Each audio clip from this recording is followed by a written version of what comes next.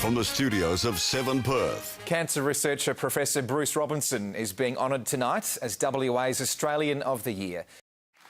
Now this is Professor Bruce Robinson, and what I'm going to do is I'm going to introduce him to you a little bit more fully now. Now, Bruce is a sort of humble, sort of self-deprecating sort of guy, hates speaking about this sort of thing, so I'm going to talk about it to him and at him and also to you guys, just to really help us all just sort of place him in our mind's eye, if you like. So this is a little bit of who Bruce is. Here we go. Number one. So Bruce is a professor of medicine. He's a consultant physician in lung diseases at Sir Charles Gardner Hospital. He's the winner of numerous and very prestigious scientific awards. He's the chair of the State Health Research Advisory Council. He's the co-founder and the director of the National Centre for Asbestos-Related Diseases.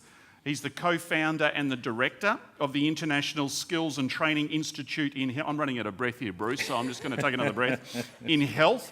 These guys train people in particularly for and ready for disaster situations in the Asian region, but also was in 2013 the Western Australian of the Year, which I reckon is worth a bit of applause. And then in 2014 was a finalist in the Australian of the Year, and we reckon he should have pulled it off, but unfortunately they gave it to some footballer from Sydney named Adam Goods, who's a really great guy. Yeah, he's just a slightly better footballer than me, that's why he won it. So, welcome to Bruce. Why don't we put hands together and say welcome. Very good. Now, Bruce, there's different parts of you, and they're all fully integrated. There's like the working part of you, the medical part of you, and so on, the professor of medicine and the leader of this large research team. Now, give us an idea, just paint the picture for us, what exactly the research team looks into, because we've often heard words like asbestosis, mesothelioma, asbestos disease, all of that sort of thing. Just tell us a little bit about what you're doing. Sure, yeah. So with our research, we're trying basically to make an impact on... Actually, I think I'm making a bit of a scratchy noise here, I'm sorry. Trying to make an impact on cancer. Asbestos-induced cancers are quite common in Australia, and particularly in Western Australia. So mesothelioma is a cancer, whereas asbestosis is the scar tissue caused by asbestos. It's not a very nice cancer, mesothelioma, and you know, I used to see these patients, and to be honest, we just sent them home to die. Just nothing could be done. So I already had a doctorate in research, so I decided to have a go at trying to make an impact, and it's turned into this whole world-leading thing. 30 people working there, brilliant people, very exciting research. Now, you've been a follower of Jesus for quite a while now. And interestingly, I mean, you came to faith in the midst of, you know, the scientific enterprise and so on.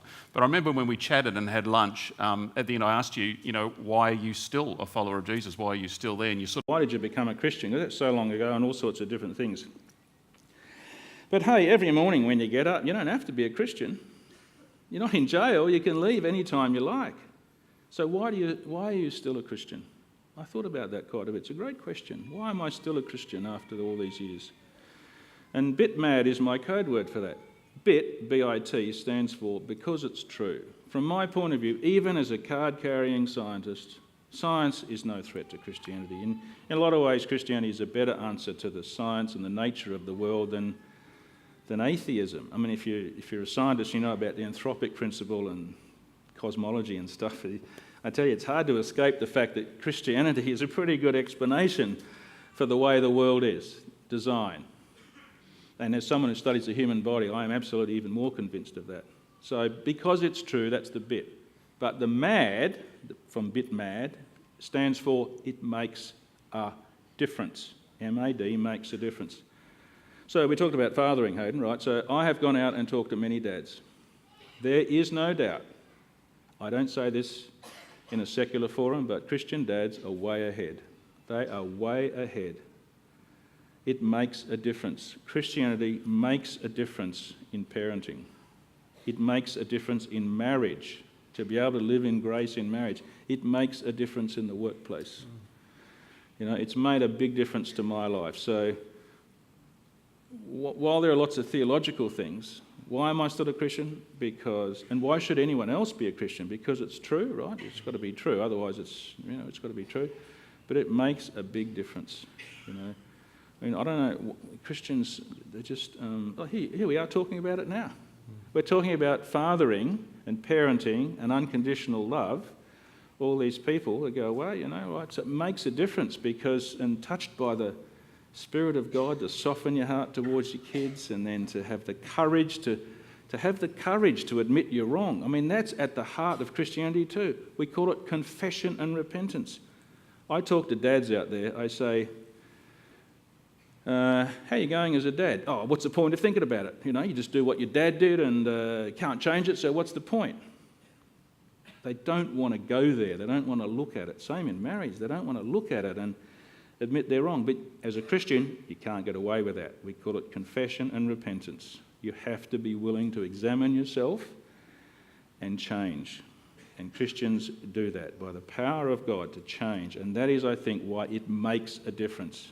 Why am I still a Christian? Because it's true and makes a big difference. I have a sense of what my life would be like without it, and it's kind of frightening. Isn't that great? Thank you so much for your time today, Bruce. Why don't we say thank you as well?